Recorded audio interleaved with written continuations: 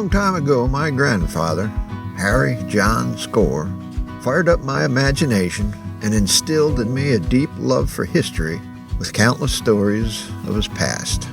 Now, I am a grandfather with stories of my own to share with my granddaughter, Hannah.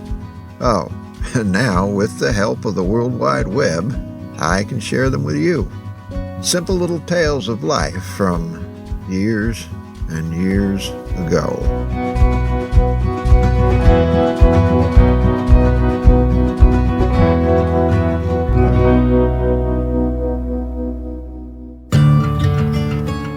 Yeah, sometimes it seems like it was only yesterday.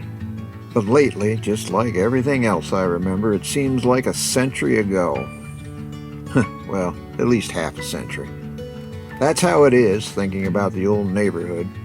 Time, that mischievous, unstoppable, unforgiving rascal, could play some nasty tricks and silly games with the mind. It was a far different world where and when I grew up. Although that neighborhood was spread out over vast acres of fields, hedgerows, woodlots, and hills, it was close together in a strong sense of community. After all, everyone was knee-deep in the same predicament, trying to scratch a living out of the land they lived on or lived with. To be honest, although no one got filthy rich from it, they all seemed to get by. No one went hungry or without shoes, and by the 60s, just about everyone had color TVs. Life was a bit hard, but all in all, life was good. I guess when I think back on it, what seemed to be the neighborhood's greatest strength and salvation was they all helped each other out and looked out for one another. It might have been as simple and as subtle as keeping their fences in order. No one wanted the neighbor's cows in their field. No one wanted the grief of having their cows in the neighbor's field. They readily worked together when necessary. Everyone had a field or two of wheat or oats, for example, or maybe rye. Only one had a combine. Well, that one combine would do everybody's grain, and everyone would pitch in to help. It was a normal thing for all kinds of machinery to be borrowed back and forth. Normal for neighbors to help each other when help was needed. If one fell seriously ill, another would milk his cows. Long before today's common neighborhood watch programs, our old neighborhood had one of its own. I remember one day when two young troublemakers decided to stop and rip out our mailbox. My father saw them do it, but they took off down the road before he could catch them. With a good idea where they were going next, he quickly called the next farm down the road. That neighbor waited until they got to his driveway and backed his car out onto the road to block the troublemaking perpetrators just as my father arrived. They brought them both back to the scene of the crime and made them pound the mailbox post back into the ground with their fists.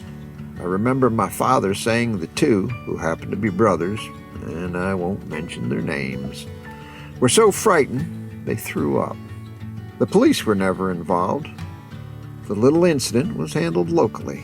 Perfect example of backroad justice. There were picnics, weddings, and skimeltons. Go ahead and look up that one if you've never heard of it. Gatherings of all kinds, including funerals. Good times, bad times. Now, as I recollect, one of the greatest moments of the old neighborhood history, and there were many, was the Baisley Fire. I don't remember the exact year. That rascal time in my memory just don't seem to get along anymore. But it was somewhere in the mid-60s, and I was in mid-high school. I believe it was sometime in September. School was in session, but the warm weather was still in control of the season. Hay was still being baled and mowed away, and that might have been the problem. The fermentation of hay not properly cured, or in other words, still green and sappy, can drastically overheat in confined spaces, such as an old barn's hayloft. The situation becomes even more volatile when that hot stuff is piled next to dry hay that's been stacked there all summer. Something called spontaneous combustion can happen. It was an all too common fate for many a hay barn, and that was the fate of the barns of the Baisley family. Fortunately, there were no fatalities to man or beast, but the barns were completely destroyed, along with the Baisleys' ability to house and, more importantly, milk the dairy herd. That afternoon, the entire neighborhood went into action. Families of all the neighborhood farms joined together. They herded the cows across Albany Post Road and through the woods and fields to a pasture on my family's farm.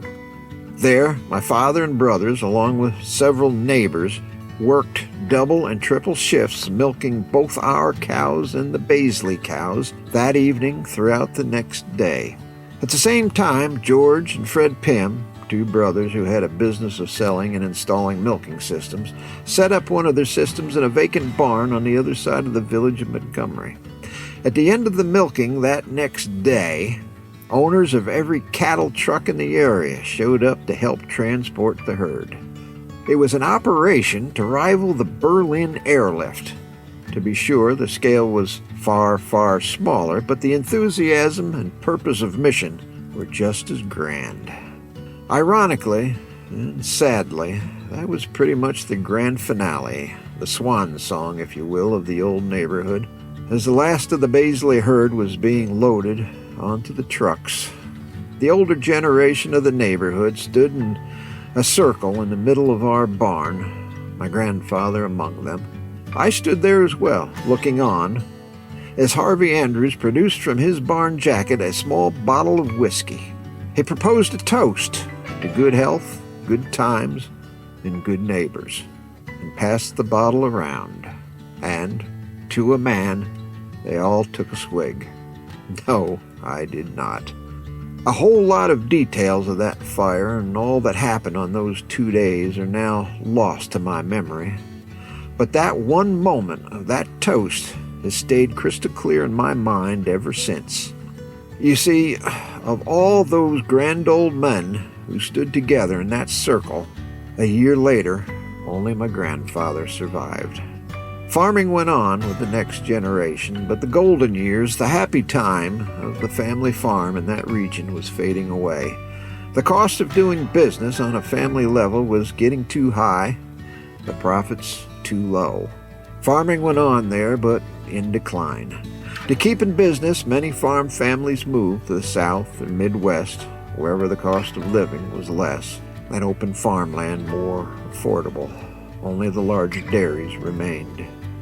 Today, farming is still going on in the old neighborhood, but where there were once dozens of dairy farms there and a strong community of farm families, now you can count them on one hand.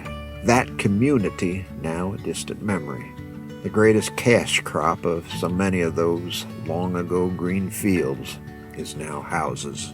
The old neighborhood, once it was there, then it was gone. That's right, Harry. That was your time, and that was years and years ago.